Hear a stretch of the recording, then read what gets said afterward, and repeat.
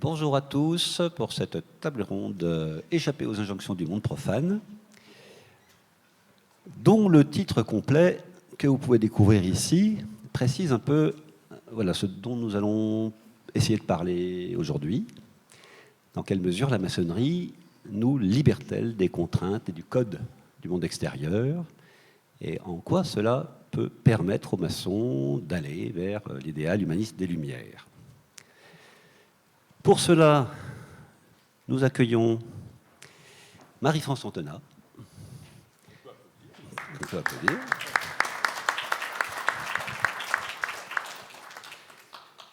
Professeure certifiée de lettres modernes, chercheuse en pragmatique des interactions télévisées. Christophe Bressy, qui est trop modeste pour nous demander qu'on l'applaudisse, mais qu'on peut applaudir tout de même. Excusez-moi, je suis trahi par les techniques. Elle veut absolument lire le diaporama, c'est un paramètre du diaporama que je n'avais pas. Qui est l'auteur de Rites et Rituels, qui a de nombreuses responsabilités maçonniques et profanes. Et enfin, Philippe Roblin,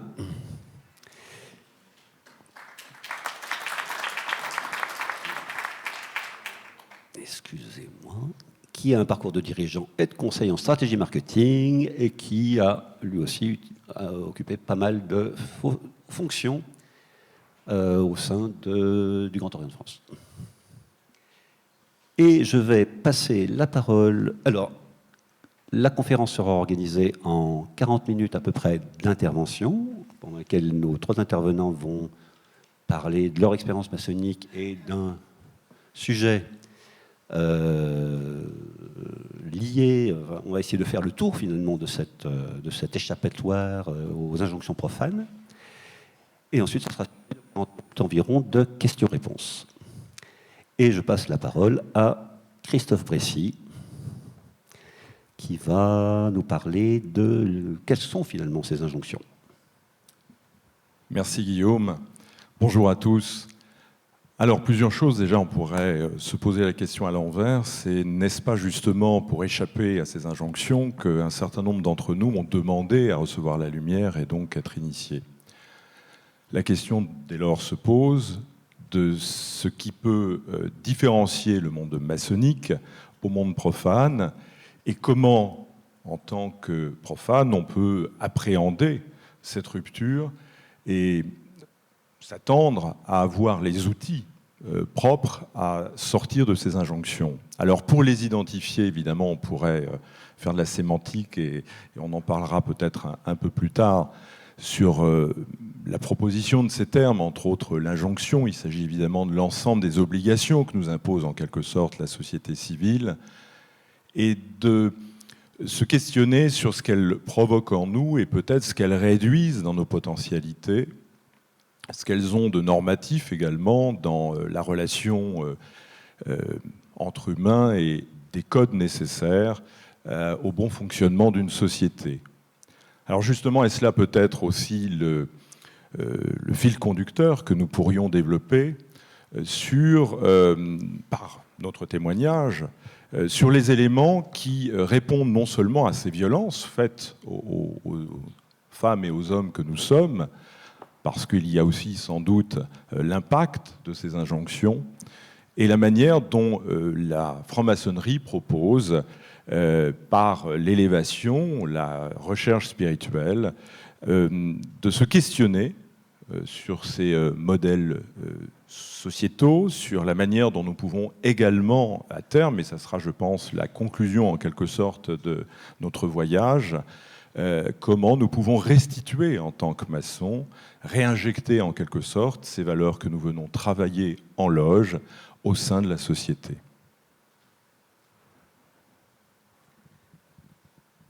Alors je vais vous demander à tous les trois, avant de continuer, de faire une petite présentation en 2 minutes de vos parcours maçonniques, d'un point de vue humain et de ce que finalement, avant d'entrer dans cet échappement aux injonctions profanes, la façon dont vous voyez votre expérience.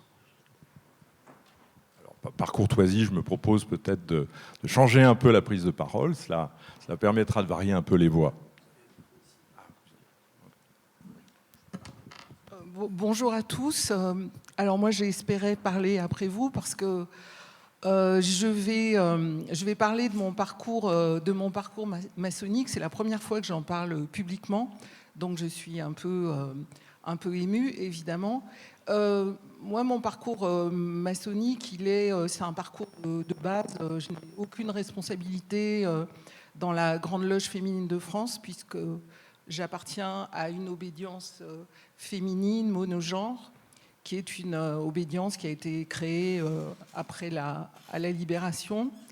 Et donc, je n'ai pas exercé vraiment de responsabilité dans mon obédience, et je me considère comme une maçonne de base, puisque pour moi, l'engagement maçonnique, c'est un engagement qui s'est fait, je dirais, par une injonction que je n'ai pas encore élucidée, pas par tradition familiale ou par prosélytisme ou toutes les formes qui nous permettent de nous mettre en contact avec des maçons et qui font qu'on peut s'engager.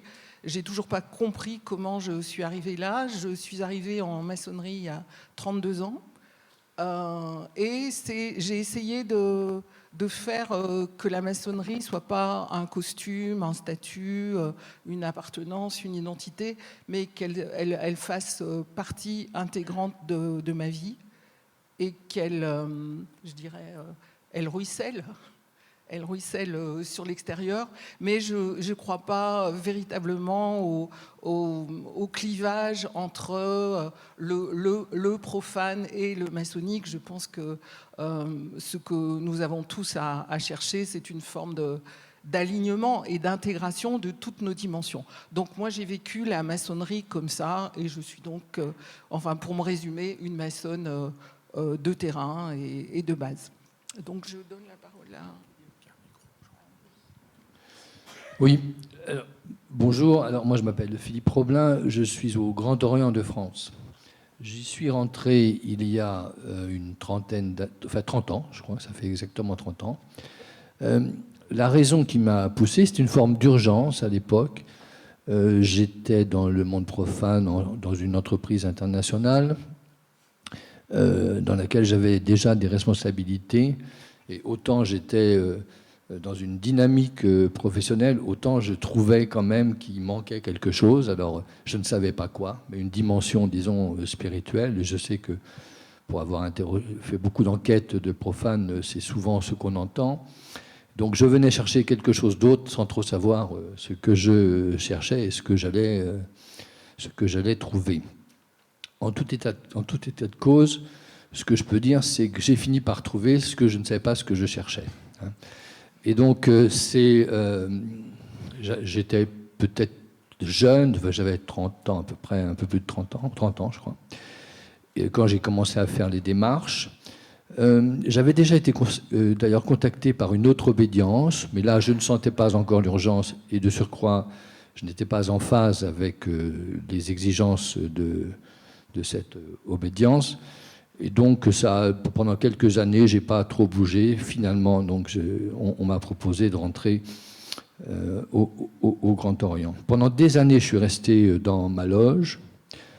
Et puis, tardivement, je dirais peut-être au bout de 20 ans, je n'ai pas calculé exactement, j'ai commencé... Alors, je suis devenu évidemment, comme tout le monde, le parcours classique, hein, surveillant, différentes fonctions jusqu'à ce que le président, qu'on appelle un vénérable pour ceux qui sont profanes.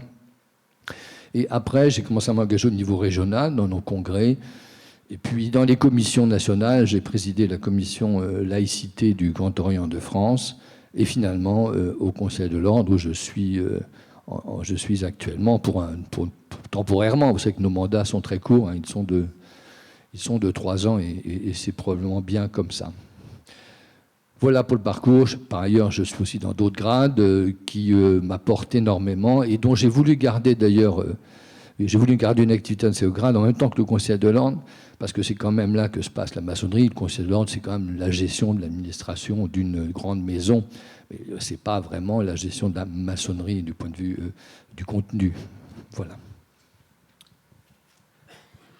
Il y a dans le parcours personnel du maçon quelque chose de particulièrement difficile à transmettre qui relève de l'expérience personnelle. Et évidemment, on peut aborder le parcours de chacun et passer peut-être à côté de ce qui fait l'essence même de la démarche, au-delà justement des honneurs, des tabliers ou des fonctions qui permettent l'organisation de nos systèmes.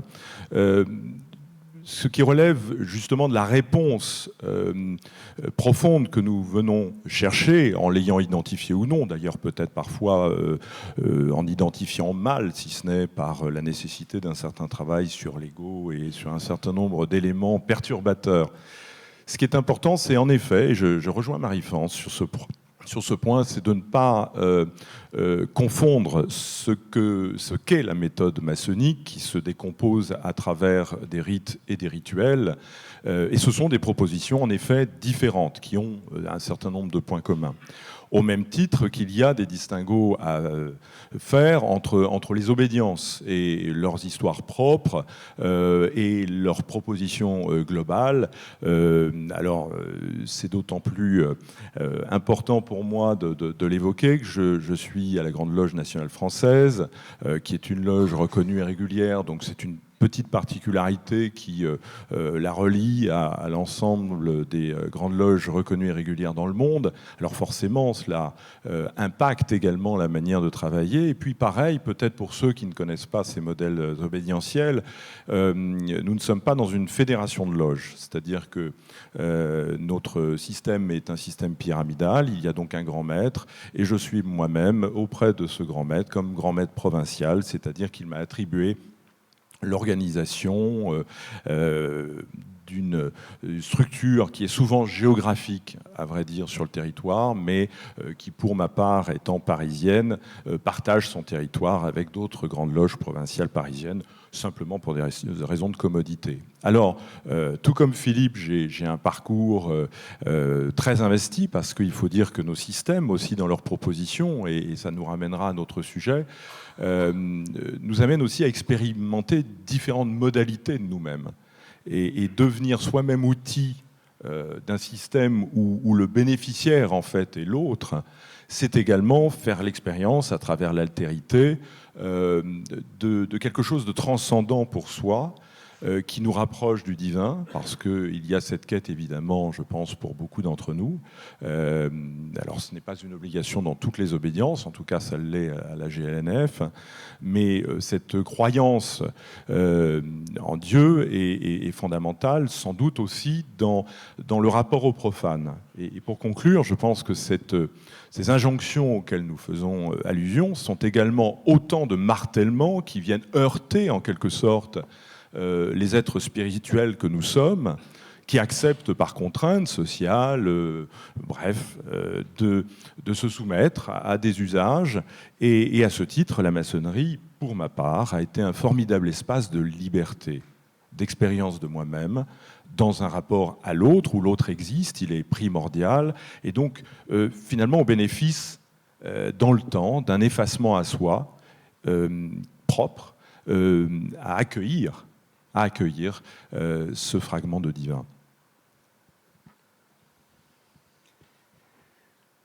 Marie-France, quelques mots sur qu'est-ce que c'est que les injonctions, en complément? Qu'est-ce que c'est que les injonctions du monde profane? Alors, comme je le disais tout à l'heure, je pense qu'il n'y a pas une rupture entre le monde profane et le monde maçonnique. On est plutôt dans un continuum et des interactions permanentes. Et ce qu'on apprend, enfin moi ce que j'ai appris dans mon parcours maçonnique, c'est que l'ennemi ou les injonctions du monde profane, l'ennemi était à l'intérieur de nous. Il pouvait être à l'extérieur, mais il est surtout à l'intérieur de nous.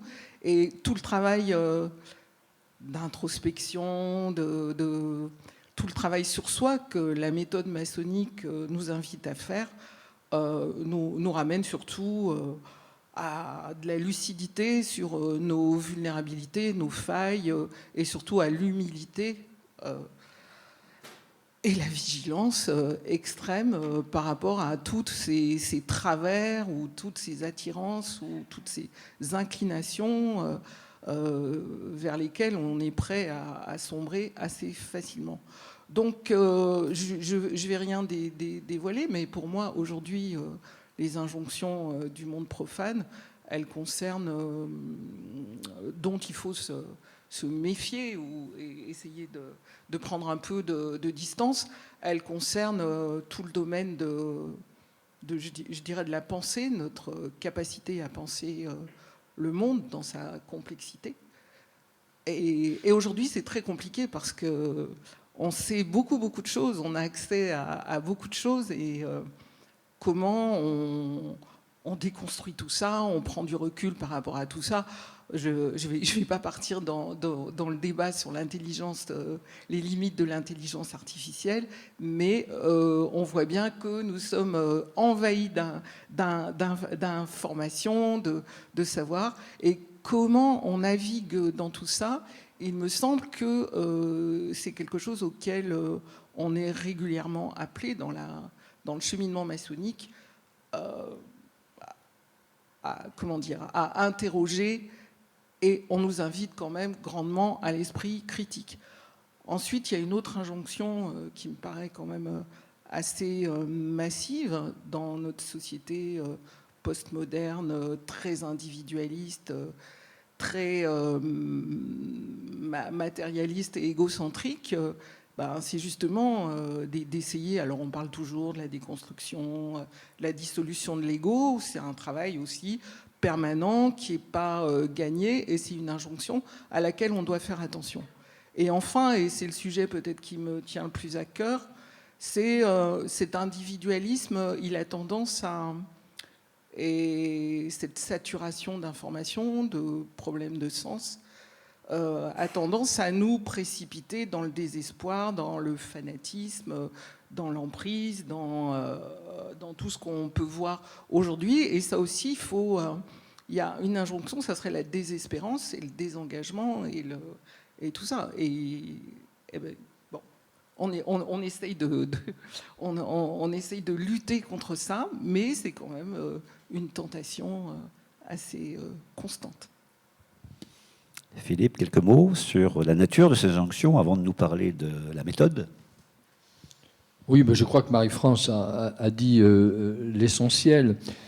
Il y a certainement, dans ce que je disais tout à l'heure sur mon parcours personnel, que je retrouve dans beaucoup de candidats, quand même, effectivement, une question d'immédiateté, une question de superficialité, peut-être, dans le monde profane, dont on veut essayer de s'extraire.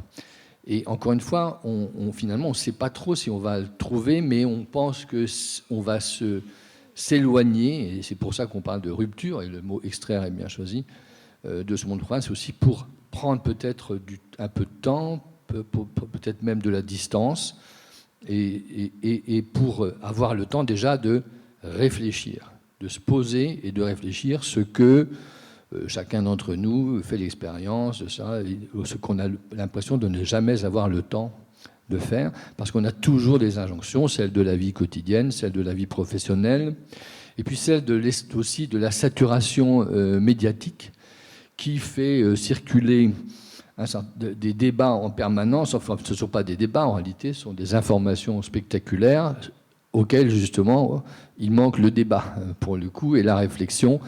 Et on a un sentiment de saturation. Alors, la réponse, pendant des années, c'est qu'on a une opinion sur tout très rapide parce qu'on a entendu quelqu'un, on trouve qu'il l'a bien dit, mais en fait, on ne réfléchit pas, en réalité. Or, l'idée de la maçonnerie, c'est de réfléchir. Alors, selon les obédiences, pas exactement sur les mêmes sujets, mais ça revient pour moi à peu près au même. C'est-à-dire, on apprend à réfléchir avant, enfin, ce que je dis souvent, à bien penser, ou penser bien, pour dire bien et pour agir bien. Alors garde le micro, parce que notre plan, ça va être quelles sont ces injonctions, comment on y échappe, quels sont les outils de la maçonnerie pour y échapper, Et on finira par, mais pourquoi faire? Et tu vas nous parler des outils. Oui, alors moi, j'ai fait un peu dans la facilité, puisque j'ai un métier de sémiologue, donc d'analyse des signes. Donc je me suis intéressé à comment la maçonnerie nous permettait ou nous promettait, c'est une promesse, de nous extraire du monde profane. Et donc je vais m'intéresser, peut-être, on va avoir un slide très bientôt, d'abord en nous extrayant physiquement du monde profane, c'est-à-dire qu'on ne fait pas de la maçonnerie dans la rue. On va dans un endroit qui s'appelle un temple, et alors on va en voir une image générique, très bientôt, voilà. Alors, je ne dis pas que ça ressemble exactement à ça. D'ailleurs, je ne sais pas si vous avez vu à l'exposition en bas, si vous y allez, il y a une maquette en Lego, et ça tombe bien, l'entreprise internationale dont je vous parlais tout à l'heure, c'est Lego, j'ai co-dirigé pendant 13 ans, et où il montre un temple vraiment presque comme c'est dans beaucoup d'endroits. Et je vous invite à aller voir cette maquette qui est joliment faite et qui montre pas mal de choses. Donc, il ne s'agit pas ici d'aller expliciter tout ce qu'on voit ici, mais c'est justement en fait pour montrer que, pour ceux qui sont profanes, qu'en fait on ne sait pas trop ce que c'est. Eh bien l'idée c'est déjà ça, c'est qu'on va dans un temple, et dans un temple on contemple, n'est-ce pas?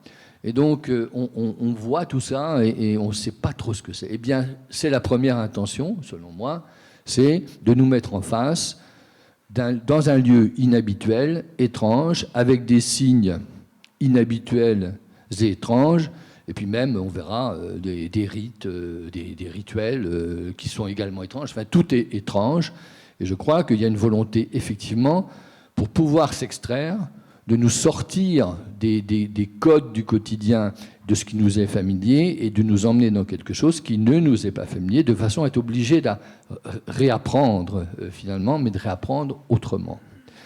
Donc, un lieu, on l'a dit, un espace, des signes, alors très nombreux, et on ne sait même pas comment ils fonctionnent ensemble, et est-ce qu'ils fonctionnent ensemble, on n'en sait rien. En tout cas, ce qu'on peut dire, c'est qu'ils ne sont pas mis là par hasard, rien n'est mis par hasard, et rien n'est mis à l'endroit où il est par hasard. Il n'y a pas seulement une mise en signe, mais il y a également une mise en scène. Donc, sur ces signes, quelques mots quand même. Évidemment qu'ils ont vocation à dire quelque chose.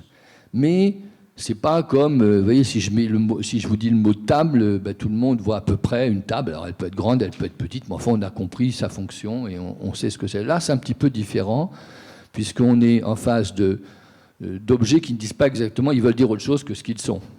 Quand je montre, je ne sais pas trop ce qu'on voit ici, mais par exemple, quand on voit un compas, on sait à quoi sert un compas, mais on voit bien quand même que l'idée, c'est pas de faire des plans vraiment d'architecte, enfin entre guillemets, quand je dis pas de faire, on fait un plan effectivement, mais l'idée c'est quand même autre chose. Donc il y a des métaphores, il y a des allégories, il y a d'autres catégories qu'on pourrait citer, et il y a des symboles qui sont en réalité des pures conventions parfois, c'est-à-dire qu'on peut pas vraiment on les connaît ou on les connaît pas. En tout cas, ça ouvre un champ d'évocation et d'interprétation, et c'est bien le but, sauf que c'est assez ouvert. C'est-à-dire que je ne suis pas obligé de dire, quand je vois la Lune, que c'est la Lune. Peut-être que la Lune et le Soleil, vous voyez, peut-être que je peux dire quelque chose de plus que ça, et que quelqu'un d'autre, ça lui évoquera autre chose. Voilà, c'est un petit peu l'idée. Donc c'est structurant, tout en étant ouvert. C'est, je dirais, à mi-chemin entre l'intelligible et le sensible. Après, il y a un langage spécial des maçons, avec des mots qui, ça tombe bien, ils finissent par dire ce qu'ils veulent dire, avec leur sens originel, ce que justement dans le monde profane on n'a plus, puisque les mots sont employés à peu près à tort et à travers, et du coup, comme on n'a plus de langage commun, on ne peut pas se comprendre, évidemment. Au Grand Orient, vous savez qu'on travaille beaucoup sur la laïcité, l'universalisme. En réalité, il faudrait redéfinir les mots, à chaque fois se mettre d'accord sur le sens des mots pendant 2 heures pour pouvoir enfin parler du concept, ce qui pose un énorme problème de dialogue. Et puis, il y a un champ narratif qui mobilise des mythes et des légendes. Alors ça m'intéresse moi énormément, parce que c'est un peu mon sujet en sémio. C'est que, en réalité, les mythes, pour moi, c'est vraiment le modèle ce qu'on appelle le parcours génératif. Je ne vais pas faire malin, mais enfin, parcours génératif, c'est pour raconter. Qu'est-ce qu'on veut raconter avec un mythe? En fait, on sait très bien que c'est un mythe, on sait très bien que c'est une légende, on sait très bien que ça ne dit pas quelque chose de vrai, mais ça dit quelque chose de très important, qui est en fait au niveau profond. C'est-à-dire qu'il y a une histoire qui montre qu'il y a des signes. J'ai parlé de mise en scène, et bien on a une mise en intrigue, on appelle ça, et dessous, finalement, de quoi on parle? De valeurs structurantes, le bien, le mal, la mort, la vie, etc., etc. Et la maçonnerie, en fait, s'est construite autour de ça. Ce qui fait qu'elle va directement solliciter la compréhension, en réalité, de valeurs dites profondes ou de valeurs structurantes. En utilisant des outils qui existent, enfin des outils, des moyens, comme les légendes ou les mythes ou les métaphores qui existent, évidemment. Par ailleurs, elle syncrétise, si vous voulez, c'est un syncrétisme de choses qui existent, mais elle le fait très bien pour arriver à mieux appréhender les choses de manière plus profonde. Et quand je dis profond, c'est élever l'esprit, c'est un peu le paradoxe. Hein. Pour élever l'esprit, il faut être profond. Voilà, rapidement, pour terminer là-dessus, il y a les rites aussi, j'aurais pu en parler. Alors les rites, ils ont plusieurs... ils sont différents, vous savez. Déjà, au Grand Orient de France, il y a... Je ne sais plus si c'est 5 ou 6 rites, je crois que c'est 5, je ne m'en souviens plus. Et puis, il y a les rituels que pratiquent les loges, qui, quand on visite les loges, on s'aperçoit qu'il y a toujours des petites divergences. Mais en tout cas, ça a une fonction, c'est justement pour sortir, s'extraire encore une fois, du quotidien. C'est-à-dire qu'on nous emmène ailleurs, et y compris le fait même de faire un rituel, qu'on appelle le rituel d'ouverture, c'est en fait pour passer dans un état, disons la sacralisation du temps et de l'espace, pour mieux quitter, nous aider à quitter le monde profane. Il y a aussi évidemment, ça a été évoqué tout à l'heure par Christophe, il y a aussi un aspect vestimentaire, sans rien dévoiler. Vous savez qu'il y a des tabliers, je crois que si vous allez en bas, vous allez peut-être en voir, je ne sais pas. Il y a des tabliers que tout le monde porte. Alors on vient comme on est habillé, mais avec une tenue quand même, hein, et notamment à la Grande Loge, où ils sont beaucoup plus stricts que nous, et je trouve ça bien, moi, personnellement, où il y a une tenue plus des corps qui fait qu'il y a une sorte d'égalité qui s'installe, et les seules distinctions sont celles des temporaires, des offices occupés par les uns et les autres. Et prise de distance, enfin, devient impossible. Donc c'est ça, par rapport à l'injonction, c'est une prise de distance des idées du quotidien, des pensées prémâchées. C'est aussi une certaine lenteur à laquelle on n'a plus droit dans le monde profane. Là, on peut prendre son temps, réfléchir. On n'est pas obligé d'aller vite. On peut aller à son rythme. Et on n'est pas non plus dans des alternatives binaires. Il y a une complexité, ça a été évoqué tout à l'heure.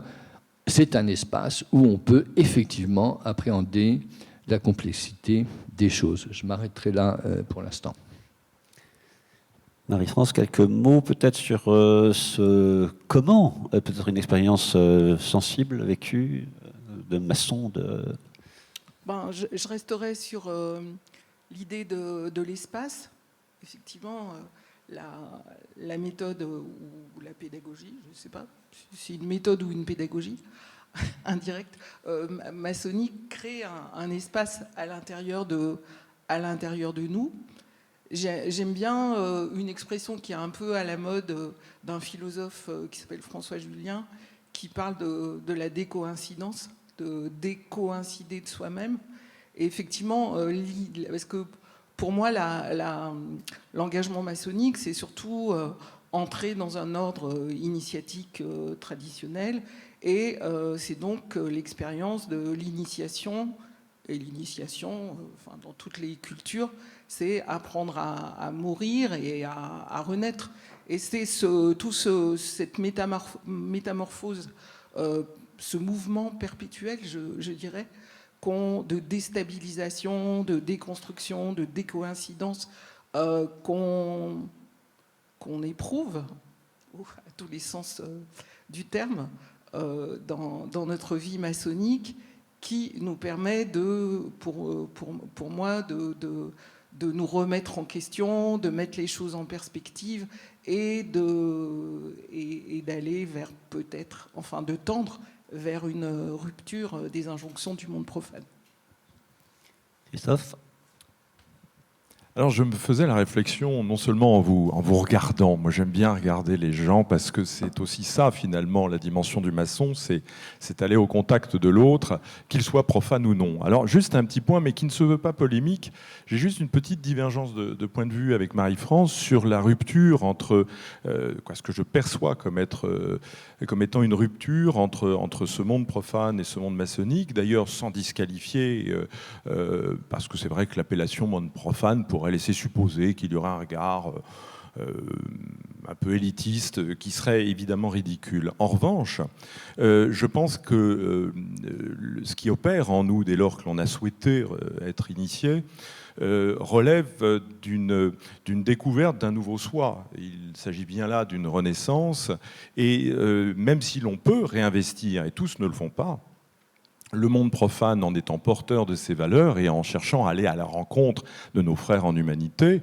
Et c'est bien d'ailleurs là que l'on peut imaginer que finalement l'utopie maçonnique, alors ce n'est pas de moi, c'est un grand maître d'une obédience qui a écrit un livre qui porte ce titre, mais l'idée est très intéressante parce que bien entendu qu'il y a autant de maçonnerie qu'il y a de maçons, parce que cela serait retombé dans une autre forme d'injonction si on considérait que nos rites, nos rituels, nos obédiences...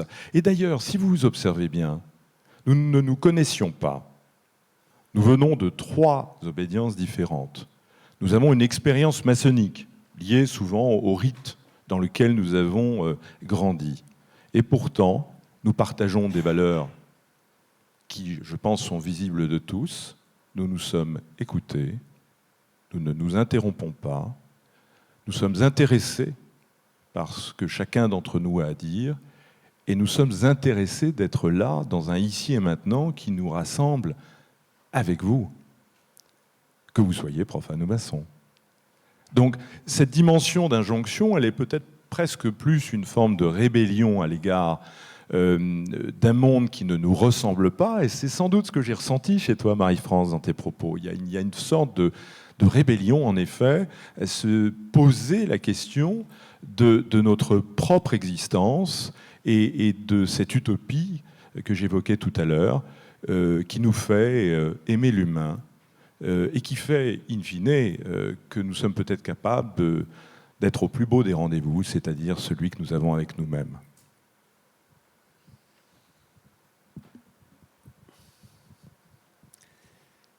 Marie-France, peux-tu nous parler et à quoi ça sert du coup? Enfin, en pratique, comment, une fois qu'on a les outils pour échapper, qu'on a identifié les injections, où est-ce qu'on va avec ça? Bonne question. C'est la question que tout le monde se pose. Hein. Et maintenant, on fait quoi? J'adore cette question. Et maintenant, une fois qu'on a dit tout ça, et maintenant, on fait quoi? Alors, cette question, je pense que tout le monde, maçon ou pas, tout le monde se la pose. Enfin, ça pourrait être et maintenant, qu'est-ce qu'on mange et on va manger où? Mais de toute façon, on se pose en permanence cette question-là. Alors, moi, je ne sais pas, je ne l'ai pas dit dans mon parcours personnel. J'allais dire, le désir d'entrer en franc-maçonnerie, il n'est pas apparu n'importe quand dans l'histoire. Dans l'histoire, parce que c'était à la fin des années 80 et au début des années 90. Et vous savez, enfin, je pense qu'il y a pas mal de boomers dans la salle. Il doit y avoir quelques générations Z qui traînent par là, mais dans l'ensemble, les boomers le savent bien, qu'à la fin des années 80 et au début des années 90, on a été quand même très perturbé par un changement de... c'était la fin du Grand Soir, c'était toutes sortes de choses. Et on a plongé dans un monde très déstabilisant. Je ne vais pas faire de politique, mais la montée des idées d'extrême droite, le terrorisme, toutes sortes de choses qui sont venues remettre en question, toutes les certitudes qu'on pouvait avoir, les appartenances politiques, idéologiques, etc. Et aussi, moi j'étais universitaire et je me suis trouvée dans une impasse de l'impuissance et de l'inutilité du travail. Moi je travaillais beaucoup sur la télévision et les interactions télévisées, et je voyais la prédominance, je ne vais pas faire ma maline, mais la prédominance de la pensée, de la culture Télérama, le mépris pour tout ce qui se passait à la télévision, la télé-réalité par exemple, aujourd'hui qui a totalement colonisé la plupart des esprits. On ne parlait pas d'Internet, mais c'était en train. Il y avait vraiment cette révolution de Big Brother, hein, et compagnie. Et donc, on voyait qu'il y avait quand même un monde qui était en train de venir et qu'on ne maîtrisait pas du tout. Et moi, je me sentais de plus en plus inutile et impuissante à faire des articles sur le discours de l'extrême droite, par exemple, sur analyser l'argumentation de l'extrême droite. Et donc, au bout de 5 ans d'initiation maçonnique, je me suis réveillée un matin en disant mais comment parce qu'on nous dit il faut porter à l'extérieur ce que vous avez reçu, la lumière que vous avez reçue, voilà. Et moi, je suis rentrée en maçonnerie parce que j'aimais Montesquieu et Mozart. Et pour moi, c'était les Lumières. Et je me suis dit, alors toi, qu'est-ce que tu fiches? Et tout le monde parlait du chantier. Et pour moi, il était aussi évident que tout le monde avait un chantier. Mais c'était comme un jardin secret. Personne ne parlait de son chantier. Et tout le monde avait son chantier secret dans la cité. Et j'attendais, je priais pour qu'il y ait un chantier qui me tombe sur la tête. Et en fait, ça s'est fait un jour, par quelle opération miraculeuse.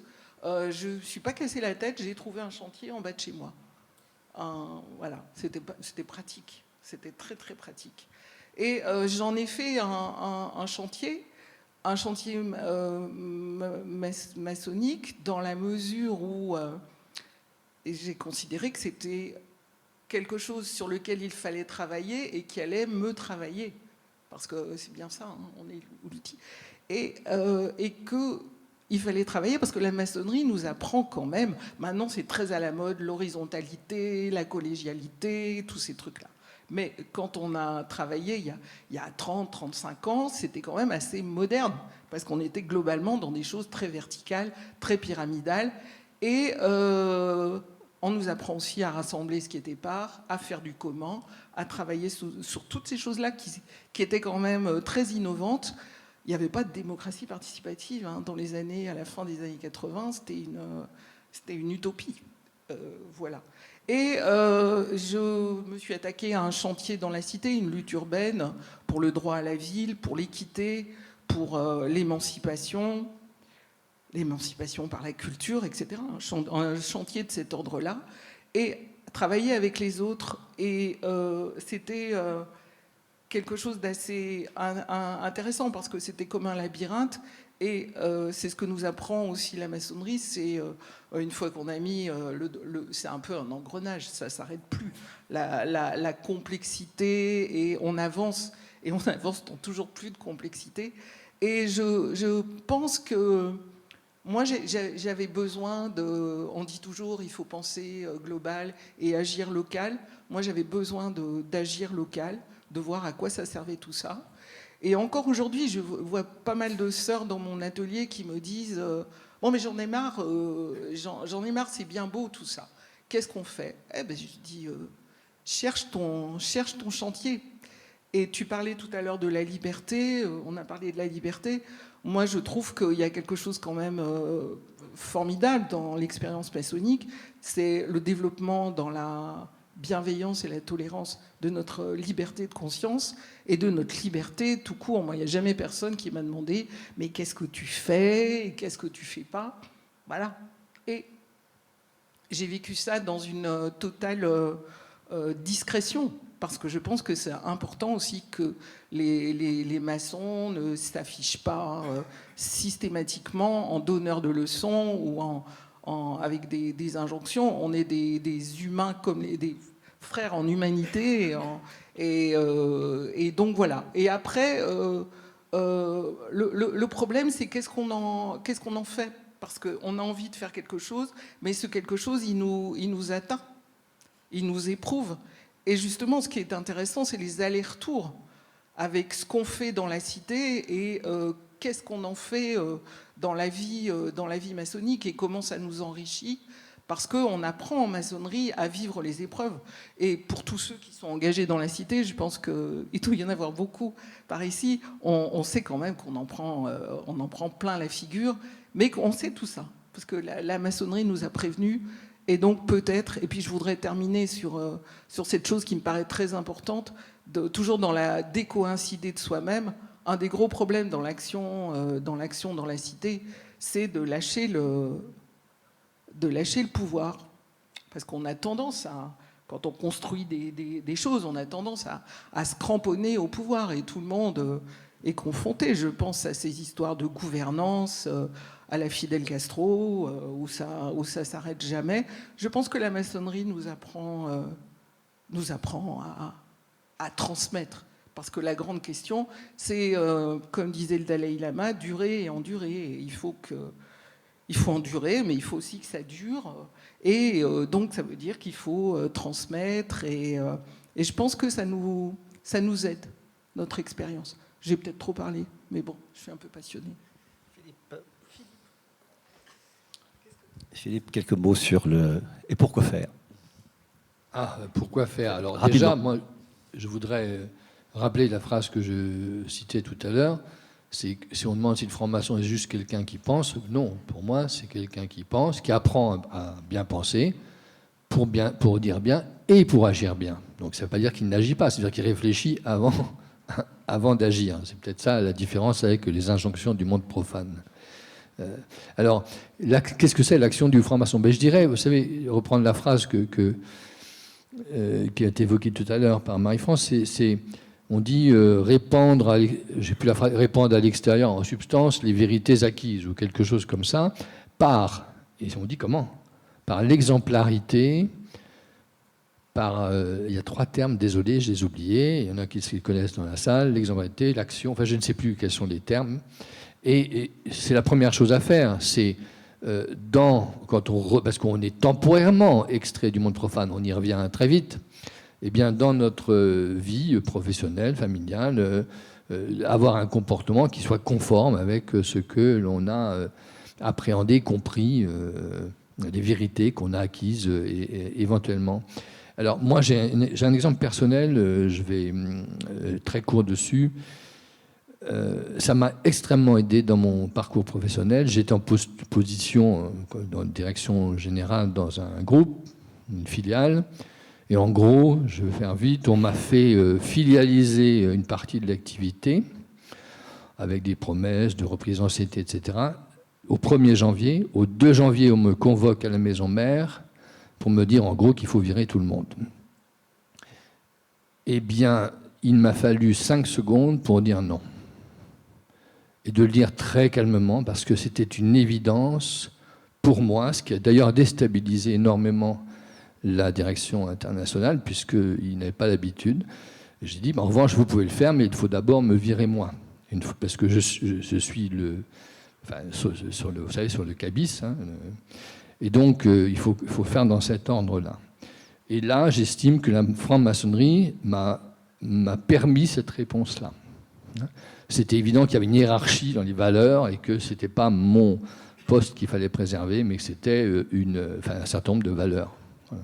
C'est l'exemple que je voulais citer. Par ailleurs, l'autre chose que... Moi, c'est parce que je suis aussi, je ne l'ai pas dit, mais j'enseigne dans des établissements. Et j'enseignais dans quelques établissements assez prestigieux.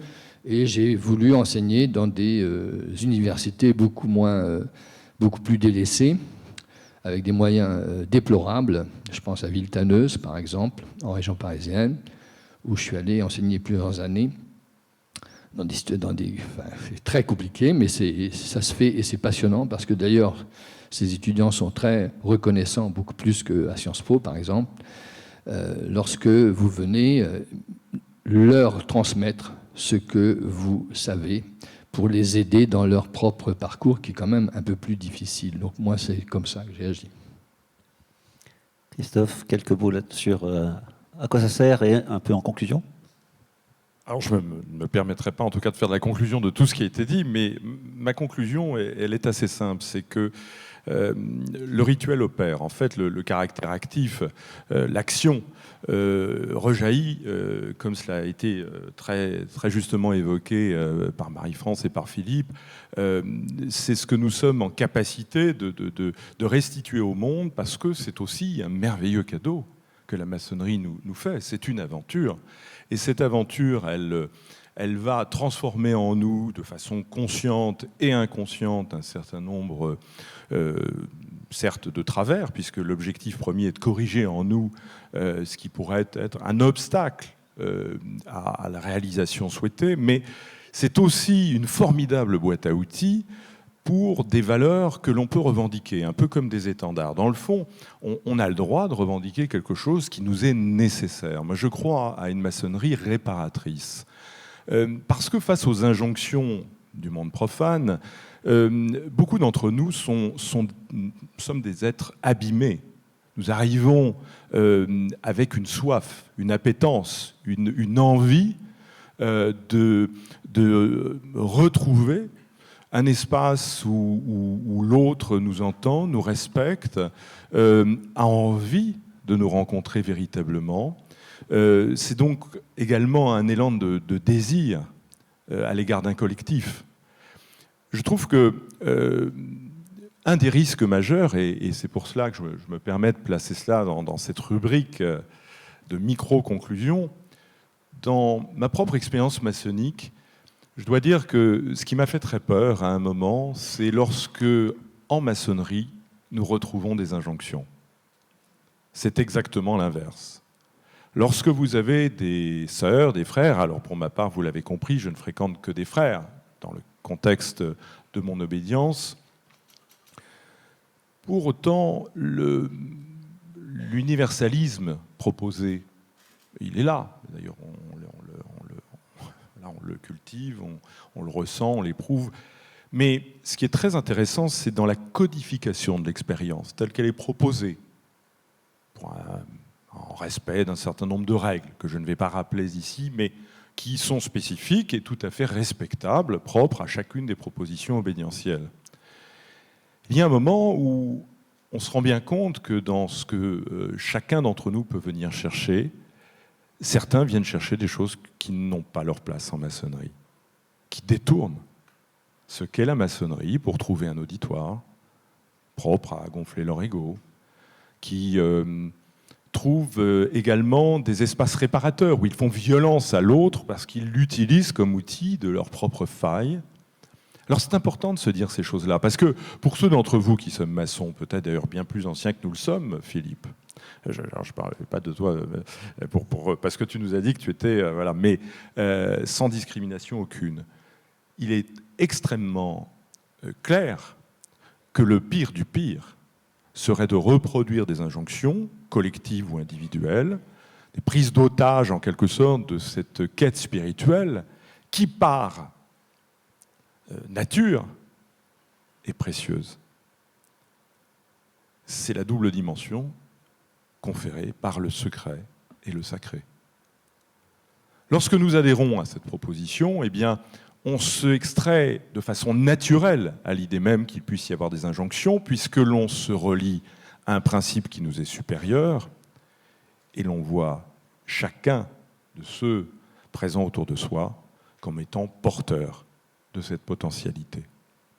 Je crois que cela gomme en nous beaucoup d'excès, et peut-être est-ce là qui génère ces moments de courage, d'affirmation, qui font de nous, sans doute, et je l'espère en tout cas pour ceux qui partagent cette expérience maçonnique, des femmes et des hommes heureux d'être sur le cheminement de leur propre spiritualité, de la partager dans un collectif, et plus largement, comme aujourd'hui, avec le plus grand nombre.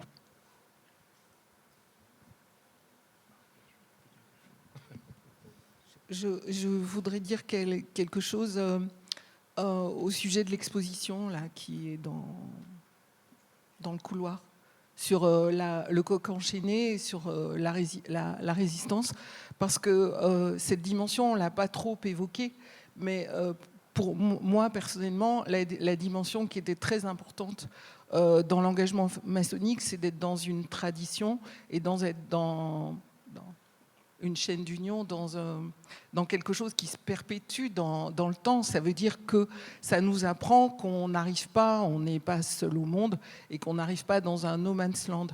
Et il se trouve que moi, dans mon militantisme local, j'ai eu la chance d'être dans un territoire où la résistance a beaucoup compté.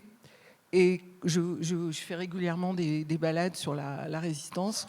Et j'évoque, parce qu'il y a pas mal de membres du coq enchaîné qui étaient là, dont Jutard, Chevalier et Katz et tous ces gens-là. Et vraiment, je voudrais remercier les personnes qui ont fait l'exposition, parce que c'est quelque chose qui... le souvenir des... On est dans une chaîne de transmission qui nous dépasse. Et le fait de mettre ces pas dans les pas de tous ceux qui ont été là avant nous, c'est quelque chose aussi qui, moi, m'a porté, nous éclaire, et merci pour cette exposition. Avec les gens qui sont dans ce couloir, la barre est très haute, mais c'est bon d'avoir une barre très haute, ça donne un objectif peut-être franchissable un jour. Y a-t-il des questions ?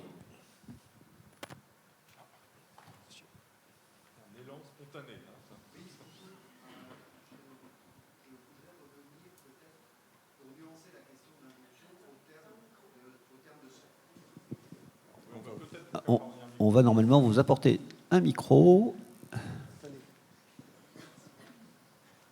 Voilà, il arrive à droite.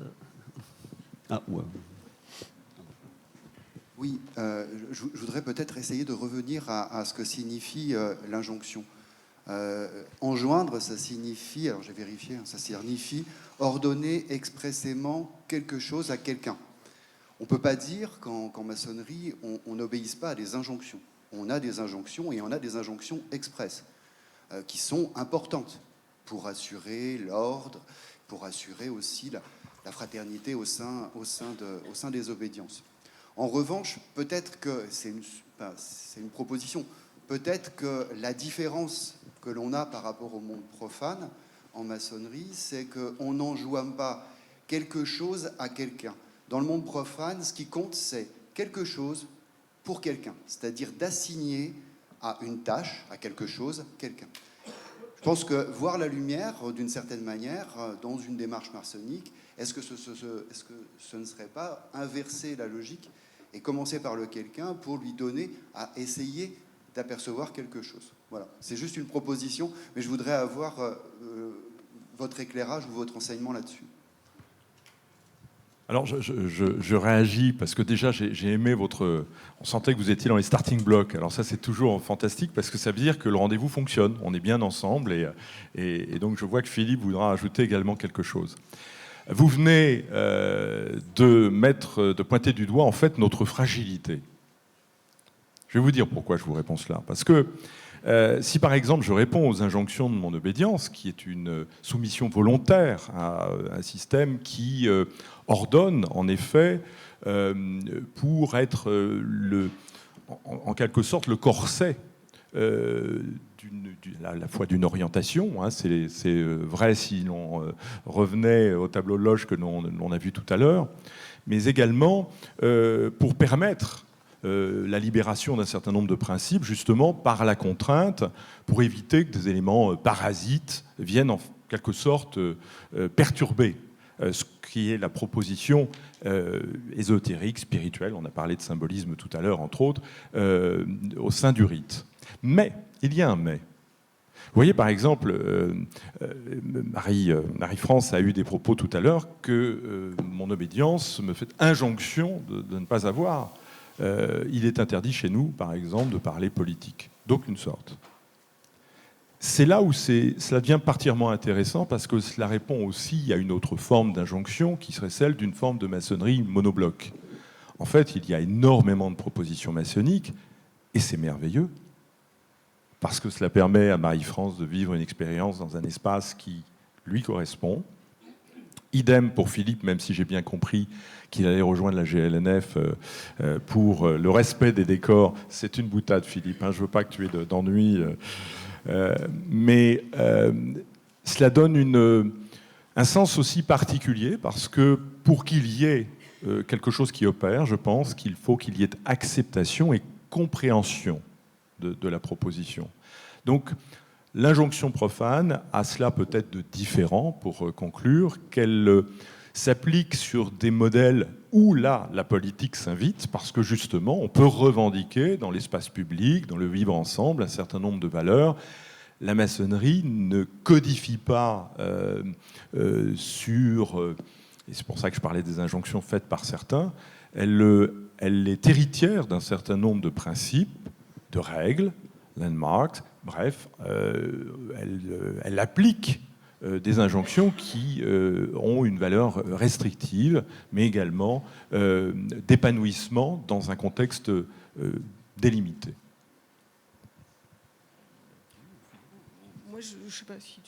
Moi, je voulais juste rajouter, à propos, peut-être que ce qu'il y a de plus dangereux dans les injonctions du monde profane, c'est qu'elles sont souvent inconscientes et invisibles, et qu'effectivement, les injonctions, puisqu'il y en a, la maçonnerie, ça met un cadre, ben, on en est conscient, donc peut-être que... On se bat avec les micros.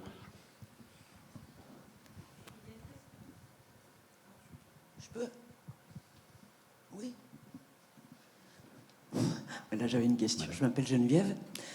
Je vais vous proposer quelque chose, c'est de changer le titre de cette table ronde. Et non pas, on n'est pas là en maçonnerie pour échapper aux injonctions du monde profane. On est là pour répondre aux injonctions du monde profane. C'est en effet, c'est ce que je vous propose. Hein. Je n'impose rien à personne. Pour moi, la franc-maçonnerie, c'est un lieu, un espace-temps qui permet de s'améliorer, c'est-à-dire d'apprendre sur soi-même avec les autres. Cet espace-temps, une fois c'est le temps d'une tenue en loge, une fois qu'on est sorti de cet espace-temps, on dit une chose qui est vachement importante: porter au dehors l'œuvre commencée dans le temple. Donc ça veut dire que ça ne se termine pas quand on a terminé la tenue en disant « Coucou, salut, au revoir, on mange un coup ensemble et on s'en va, et c'est terminé, et on se revoit le mois prochain ». Non, ça continue dès la sortie du temple. Et ça me paraît important, et c'est la façon de répondre aux injonctions des mondes profanes, forcément. N'oublions pas une chose, c'est que tout être humain a une tête pour penser, un cœur pour aimer, des mains pour agir, et puis des pieds pour avancer. Alors avançons ensemble, j'ai dit. Alors, échapper ou répondre? Qui veut? Philippe. Ah ben, moi, joint de répondre, j'entends le commentaire. Effectivement, la remarque est intéressante. Alors, peut-être que ça se fait en deux temps. Peut-être qu'au début, on essaie d'échapper, hein, puisqu'on n'est justement pas en mesure de répondre, et que la méthode maçonnique, la démarche maçonnique nous amène à être en capacité puisque grâce à l'émancipation et à la libération justement des injonctions et la libération de la pensée surtout, on est capable de répondre, mais peut-être au bout d'un certain temps, et certainement un temps long probablement, puisque c'est une démarche. J'ai parlé de lenteur tout à l'heure, mais je crois qu'il y a l'idée aussi du temps long en maçonnerie. Il n'y a pas une baguette magique, hein, c'est tout sauf la baguette magique ou la pensée magique. C'est pas on arrive et 3 mois après, ça y est, le travail est fait. Non, c'est un long travail de déconstruction, d'émancipation, effectivement, et de reconstruction avec un autre regard. Il y a un frère photographe dans ma loge, alors lui il parle toujours de conversion du regard, et il dit qu'il voit, alors peut-être qu'il raconte des bêtises, hein, il dit qu'il voit dans les yeux des frères, lorsqu'ils ont fait ce travail il prend une photo, il dit voilà, lui il a fait la conversion, c'est-à-dire qu'il s'est libéré, il s'est échappé et libéré, et il va donc pouvoir affronter le monde profane. Juste un mot en résonance avec ce que j'évoquais tout à l'heure. Moi, je trouve ça toujours merveilleux d'entendre parler des maçonnes, des maçons, de leur expérience, mais cela doit rester, une fois encore, une expérience individuelle au sein d'un collectif. Et je pense que des concepts tels que échapper ou répondre sont pas les éléments clés, dans le fond, qui nous font agir. C'est-à-dire qu'il y a des maçons qui... déjà, il y a des profanes qui attendent très longtemps, ou qui ne s'intéressent d'ailleurs simplement pas à la maçonnerie, et qui pensent qu'on est une secte. Alors, je vous épargnerai toutes les élucubrations, parfois, que l'on peut voir sur les médias et les réseaux. Mais, donc, je pense que beaucoup de maçons viennent pour échapper, justement aussi pour se mettre à l'abri dans un espace où le caractère sacré peut se révéler. Et la vocation première, alors si je reprends l'exemple de ma propre obédience, nous n'avons pas vocation à agir dans le monde profane. On vient faire une démarche personnelle dans un espace initiatique, et certains trouvent, à travers des actions, entre autres hospitalières, un moyen de restituer au monde profane cette quête d'amour, en fait, de l'amour du prochain. Mais je trouve que c'est toujours le risque lorsque l'on nous veut effectivement débattre des mots, des concepts, et on peut se faire violence. Quand je disais tout à l'heure, il ne faut pas que l'on se lance nos propres injonctions, c'est qu'on est sur des modèles extrêmement différents. Et ce qui me paraît fondamental, c'est d'utiliser les vocables et les concepts qui nous rassemblent, qui nous rapprochent et qui nous font nous aimer. Oui, s'il vous plaît. Je peux me permettre ? Je peux ? S'il vous plaît, oui, je peux monsieur. prendre la parole puisque je voudrais laisser dans la dynamique pardon. de cette dame, Geneviève. Je connais un petit peu cette discipline Je connais votre discipline par mon expérience depuis de nombreuses décennies. Et pour des raisons qui me sont propres, j'ai pris des distances. Et donc je reviens ici occasionnellement puisque l'intervention a lieu pas très loin de chez moi. Et en fait, ce que je viens entendre, c'est des propositions qui font l'écho dans la salle. Et possiblement, ça peut inviter des gens à venir participer, à venir s'investir. D'accord ? Bon. Mais il me semble qu'il y a quand même quelque chose d'extrêmement important que vous n'avez pas fait état, c'est que tout ceci descend d'Écosse, il me semble, à l'origine, non ? C'est bien l'Écosse qui a inventé la franc-maçonnerie. C'est plus compliqué que ça. À partir de ce moment-là, il y a eu une distribution qui s'est nationalisée, internationalisée et mondialisée, et qui a un processus, effectivement, qui est réparateur. Alors après, on peut dire de multiples choses, mais je pense que c'est avant tout réparateur, aussi simplement que l'a décrit Geneviève, et que la proposition que vous avez faite, je trouve, est plus enclin, apporte plus de complexité que de simplicité, en fait, puisqu'il n'y a pas une proposition, mais il y en a trois, alors que normalement, il y a une trajectoire et qu'il y a un message. Ou alors, s'il y a une trajectoire et trois messages, ça veut dire donc qu'il y a une compétition entre les trois, ça veut bien dire qu'à un moment donné, on ne se retrouve pas. Alors, donc c'est simplement ce que je voulais faire état dans il peut y ma avoir remarque. des parcours, comme la maçonnerie, à l'origine, est devenue quelque chose d'assez différent. Alors, quelle est votre question ? Les questions du public devraient prendre la forme d'une question, sinon on a du mal à y répondre. Ma question est simple, en fait. Quel est l'élément fondateur qui est reconnu par les trois, précisément et en détail, justement pour créer un appel d'air ? Et dans ce cas-là, s'il y en a un qui est fondateur et d'autres qui sont complémentaires, comment se fait-il qu'il existe trois obédiences et comment on fait pour sélectionner parmi les trois ? Ça me semble évident. Alors, Non, mais je vais vous répondre très simplement. Je crois même avoir compris que l'on pouvait se tutoyer. L'idée est assez simple, c'est que si on répondait à cette question dans l'affirmative, on serait donc dans le dogme et on friserait le sectaire. C'est-à-dire que justement, ce qui fait la richesse de nos obédiences, c'est leur histoire propre. Il y a eu des schismes à différents moments de notre histoire, et dans le fond, il ne faut jamais oublier qu'une grande part de la maçonnerie, avec des mythes tels que le mythe de la transition, qui est largement alimenté par de nombreux auteurs qui tentent de nous rattacher au monde des bâtisseurs. Oui, c'est vrai sur le plan symbolique, c'est indéniable. Maintenant, sur le plan historique, ça devient compliqué à démontrer. Donc, il y a des mythes fondateurs. En effet, il y a des loges réelles. Killing 0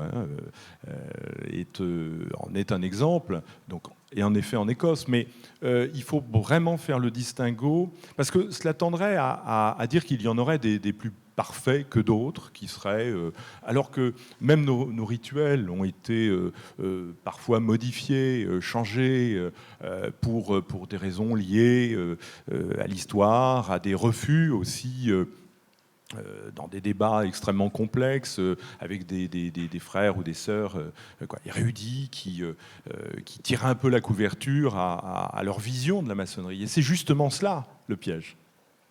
C'est un moment de considérer que la proposition s'emparerait en quelque sorte de votre propre désir, du fait que vous ayez une attente, que c'est une expérience humaine, et qu'elle mérite d'être vécue, même si on prend de la distance, pour y découvrir quelque chose qui répond à soi. Parce que sinon, cela voudrait dire que le système se nourrirait en quelque sorte, et ça viendrait même presque alimenter ces théoriciens complotistes qui imagineraient, dans leur délire les plus grands, qu'il y a un grand patron, là on frise Illuminati et compagnie. Vous voyez ce que je veux dire? On tombe dans quelque chose qui est ridicule pour tout maçon, qui se respecte et qui sait que il n'y a pas de point d'origine, parce que vous lisez les constitutions d'Anderson, dans ces cas-là, nous sommes tous descendants d'Adam, lapsus. Donc c'est effectivement un piège, parce que souvent, c'est aussi vouloir donner de la valeur à une démarche que de penser que l'on se rattache à un héritage particulier. Ce qu'il y a de formidable, et je vois que Philippe fait un petit signe, donc je vais lui laisser la parole, mais ce qu'il y a de formidable, c'est justement d'avoir eu des législateurs, on va appeler ça comme ça, qui ont eu l'intelligence de s'adresser à trois états, corps, âme, esprit, c'est-à-dire considérer que nous, en tant qu'individus, nous venons partager une modalité qui va opérer sur différents niveaux, et justement de nous cadrer, nous amener à travers le rite ou le rituel dans un échange codifié qui permet de venir chercher les éléments dont nous avons besoin pour compléter notre propre quête. Donc voilà, pardonne-moi pour cette réponse qui ne se veut pas du tout polémique et qui ne rejette en rien ce que tu formules, mais je pense que oui, beaucoup d'entre nous, je vais le dire, viennent en maçonnerie en pensant qu'ils vont trouver une boîte à outils formidable, prête à penser, vous savez, c'est kit complet où je deviens plus intelligent, plus brillant, je vais dire des choses formidables. Et je pense que c'est terrible, parce qu'on est tous porteurs de quelque chose de merveilleux et que c'est cela qui est beau.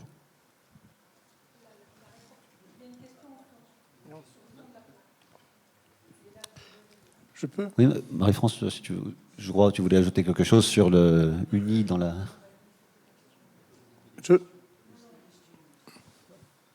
Bon, ma question suivante. Très brièvement, pour faire rebonjour, pour faire le lien avec la table ronde de ce matin. Est-ce que plutôt que de changer le libellé de la table ronde, est-ce qu'il ne serait pas intéressant de l'enrichir, de la compléter en mettant à côté d'injonction l'expression injonction paradoxale, sois spontané, je t'ordonne de m'aimer, enfin vous connaissez. Donc injonction, dès lors qu'elle devient paradoxale, produit de la pathologie relationnelle et de la pathologie éthique. Et je me demande, après un petit échange avec Guy Arcisé, ancien grand maître du Grand Orient, qui rejoint la prochaine table ronde, si j'ai bien tout compris, beaucoup de tables rondes ne sauraient nuire. Donc, est-ce que le rôle, j'allais dire presque de résilience, de correction au beau sens du terme, qui incomberait à la maçonnerie ne serait pas de ne jamais subir d'injonctions paradoxales? Alors forcément de ne pas en produire, sinon il y aurait contradiction. Qu'en pensez-vous? Et il me semble que la référence aux Lumières, telle que la sœur l'a formulée, explicitée, accompagnée, pourrait nous donner un début de réponse, et fait partie de la question, en disant que les Lumières nous aident à passer d'une interprétation par la structure, les sociologues adorent ça, par une sociologue par la genèse. Quand on produit une injonction paradoxale, c'est-à-dire l'effort pour rendre l'autre fou, on ne s'en rend jamais compte. Et là, le rôle de la sollicitude maçonnique serait cela.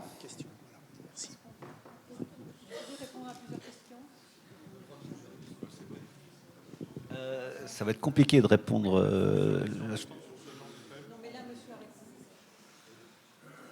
Tu veux répondre? D'accord.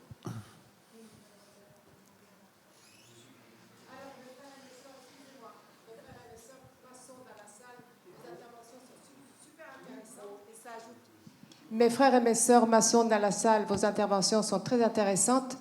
Mais moi, je pense qu'en tant que maçonne, moi personnellement, et les intervenants qui sont à la table ronde, attendent surtout des questions de nos amis profanes. C'est ça qui nous intéresse. Alors, mesdames et messieurs, si vous n'êtes pas maçon, allez-y, posez vos questions, n'ayez pas peur. Merci, ma sœur. C'est une injonction, effectivement, mais justifiée.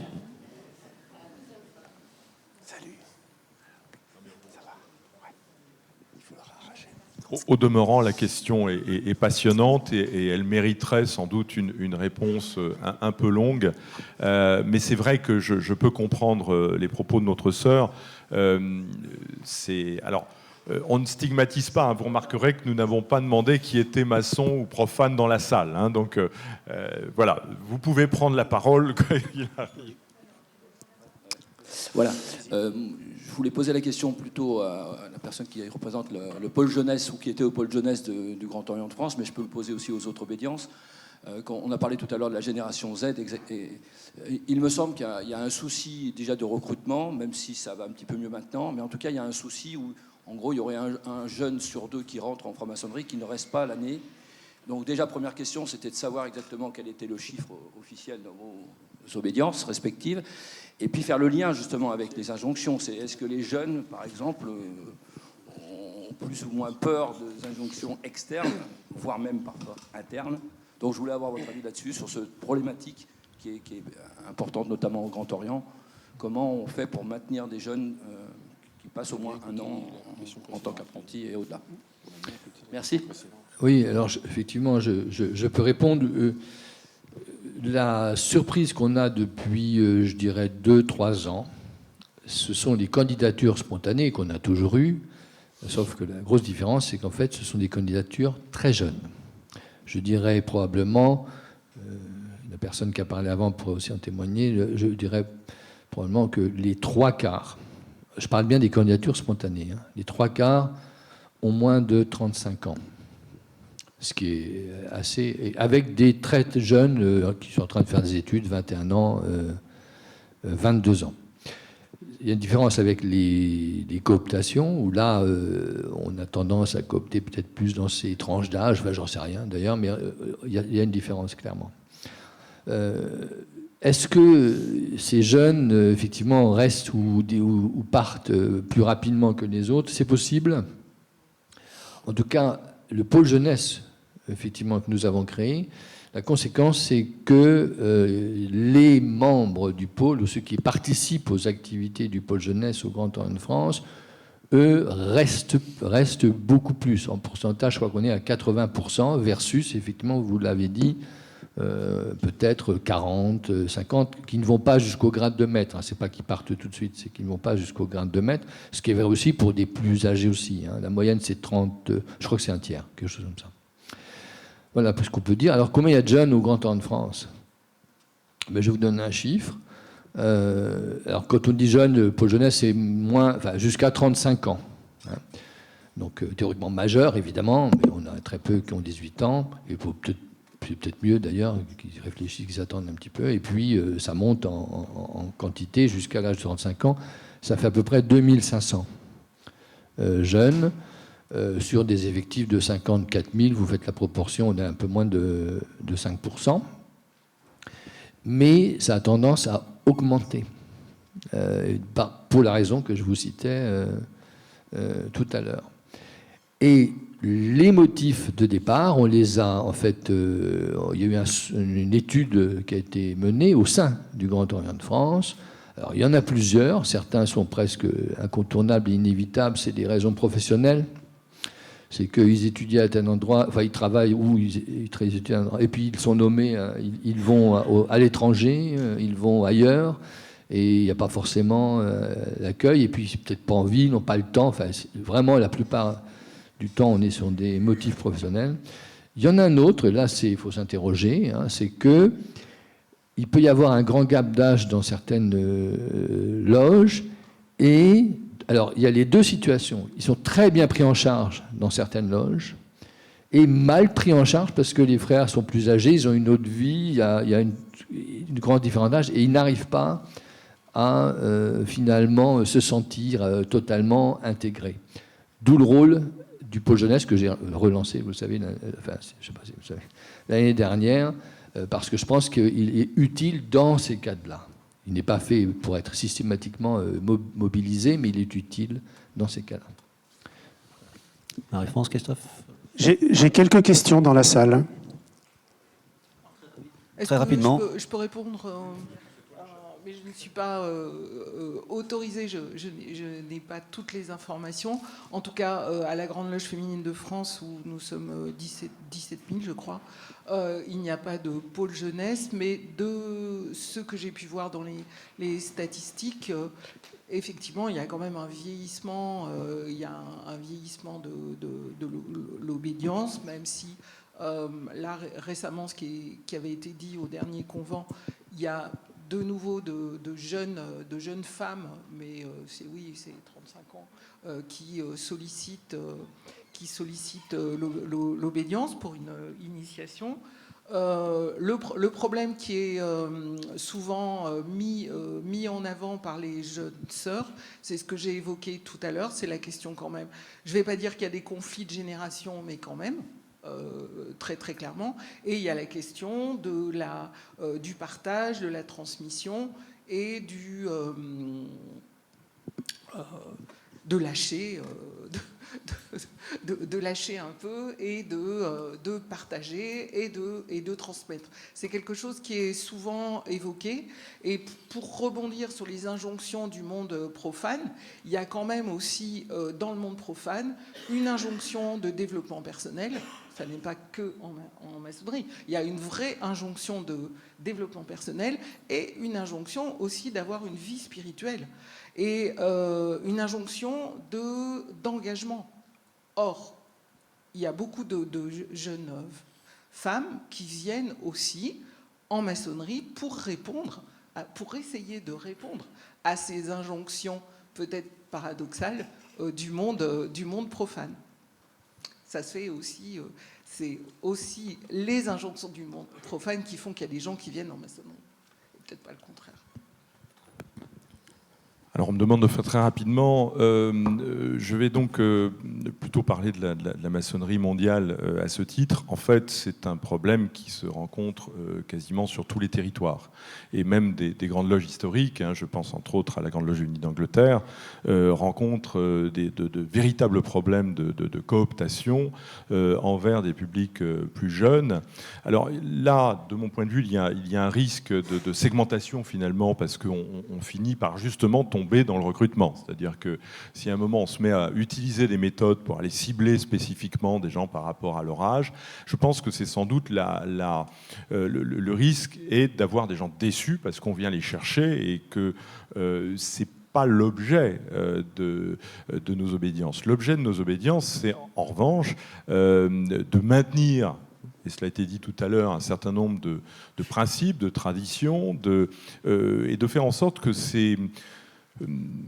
ces valeurs puissent répondre à des besoins qu'éprouvent ces jeunes. C'est-à-dire qu'ils se sentent en manque de quelque chose qu'ils ne trouvent pas, ni dans leur réussite sociale, scolaire, bref.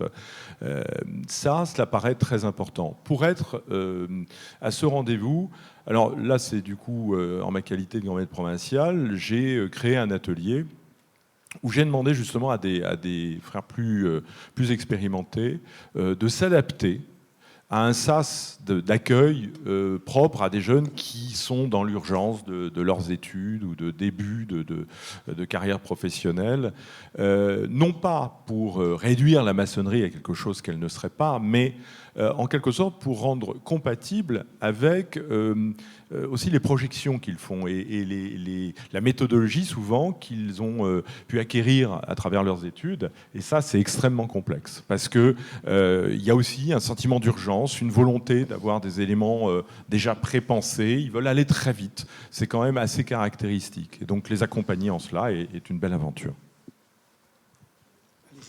Encore le temps pour 2 questions, je dirais. Allons-y. Oui, donc je m'interrogeais en vous écoutant depuis le début de votre table ronde et je voulais vous poser la question suivante. Là, vous m'entendez ? Ouais. Pourquoi vouloir échapper et répondre aux injonctions, bon, même paradoxales, d'un monde finalement qui vous a fait naître et qui vous permet d'exister aujourd'hui ? Car en fin de compte, sans monde profane, pas de maçonnerie. Merci. Super.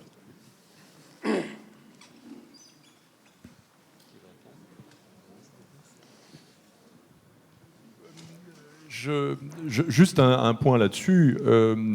Je ne suis pas certain que dans l'approche du maçon, il y ait une vision tout aussi binaire que ce que vous venez de décrire. Évidemment que la maçonnerie est une constituante de ce monde profane. À aucun moment nous avons prétendu que nous serions à part, complètement désengagés, bien au contraire, mais il y a aussi les leçons de l'histoire, les leçons, dans le fond, qui nous portent à vouloir peut-être être des hommes différents. Et on le voit bien d'ailleurs, pardonnez-moi, et ça ne sera absolument pas politique, je le dis tout de suite, mais nous allons devoir faire face à des enjeux sociétaux, écologiques, qui, pour une part, sont une dimension politique, mais qui, plus globalement, répondent à des urgences humaines. Et donc, nous aurons aussi un rôle à jouer. Donc, à aucun moment, il s'agit de considérer que ce monde profane, et je croyais l'avoir dit tout à l'heure, il n'y a aucune vision péjorative quand les maçons emploient ce terme, c'est juste pour bien faire comprendre à quoi ils font référence dans cet espace sacré et délimité dans lequel ils conduisent leurs travaux. C'est vraiment, s'il y avait un point de basculement, j'allais dire qu'on pourrait matérialiser, il est de cette nature. Une dernière question ? Pardon, excuse-moi. Oui, je vais rester debout. Oui, ce matin, je voulais faire le lien avec la table ronde de ce matin. Il y a eu une intervention qui était assez éclairante. Il y a un des orateurs qui a dit l'art de la maçonnerie, c'est l'art de discuter sur tout et de n'être d'accord sur rien. Et ça reprend aussi un peu les traditions des tribus africaines. Avec les palabres, on se réunit à 7 heures le soir, on fait un bon repas, on parle toute la nuit de choses et d'autres, et on est d'accord sur rien. Et à 6 heures du matin, le chef du village dit, bon, ben maintenant qu'on a bien parlé, il y a le pont à reconstruire. Donc, quelquefois, j'ai bien aimé l'esprit de résistance qu'a évoqué Marie-France, parce qu'effectivement, la maçonnerie, est-ce que ce n'est pas, de vos positions que je vous pose, est-ce que ce n'est pas le lieu de résister tout en essayant de discuter et de palabrer en étant d'accord sur rien. Voilà. Et il y a une chose, il y a un parallèle qui était intéressant, et je terminerai dessus, c'est le parallèle qui est fait avec la sagesse du judaïsme. Il y a 2 choses qui ont été évoquées ce matin, c'est la teshuva, c'est-à-dire le retour sur soi-même, okay, et la mitzvah, c'est-à-dire l'action envers soi-même, l'action envers les autres, etc. Et au 1er siècle de notre ère, il y avait en Judée, il y avait donc des courants politiques, philosophiques, religieux, qui étaient complètement différents. Il y avait les Esséniens qui, eux, voulaient voulaient une construction du temple, le pouvoir des prêtres, ceux qui n'étaient pas d'accord, et puis les troisièmes, les pharisiens ou les Esséniens, qui voulaient une troisième voie, etc. Et alors ils ont inventé quelque chose d'extraordinaire, c'est le Talmud. C'est l'art de commenter, de disserter, et de n'être toujours pas d'accord sur quelque chose. Donc voilà, la proposition peut-être de la maçonnerie, c'est de discuter et de s'interroger et surtout de ne pas être d'accord dans la bienveillance, le partage. Oui, je vais peut-être donner ma réponse, hein, ça n'est que ma réponse, parce que je crains de ne pas être d'accord avec vous, monsieur, au début de votre intervention, ce sera un lieu de palabre où on discute de tout et d'accord de rien. Ça, j'ai plutôt l'impression que ça décrit, par exemple, les conversations dans les situations que vous avez citées, ou même au café du commerce, où on discute pour discuter. Je pense que la maçonnerie, justement, c'est différent. D'abord, je ne pense pas que ce soit d'abord un lieu de débat, contrairement peut-être à l'impression qu'on peut donner. C'est un lieu de réflexion, ce qui, pour moi, est très différent. On est là pour réfléchir. D'ailleurs, la polysémie du terme réflexion est intéressante. On est là pour réfléchir et s'enrichir. On est là pour ça, pour s'enrichir du point de vue de l'autre, des points de vue des autres.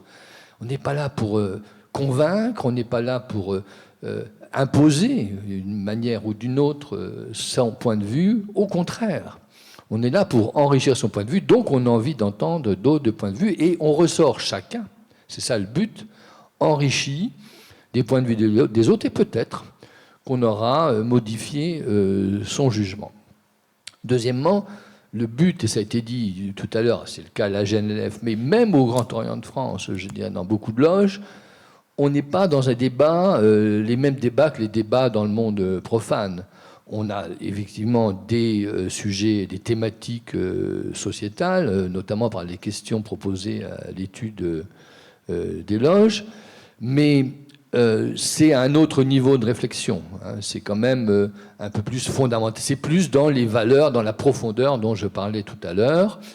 Et là aussi, aucun de nous n'est un spécialiste du sujet posé en général, mais là aussi, on va s'enrichir du point de vue. Et là, il va falloir faire une synthèse. C'est la différence. Et la synthèse n'est pas forcément univoque. Hein. Elle peut avoir présenté des points de vue, sachant que plusieurs centaines de loges vont travailler sur la même question. Et là, il y aura une synthèse des synthèses, un exercice assez ambitieux. Donc, voilà, pour répondre à votre première partie. Donc, je ne pense pas du tout que ce soit un lieu de palabre. Et je dirais même que tout est organisé pour que ce ne soit pas un lieu de palabre. D'ailleurs, vous le savez ou vous ne le savez pas, on ne prend la parole qu'une fois sur un sujet. Une seconde fois, va dire le président de séance. Ce qui veut dire seconde, c'est que c'est la dernière.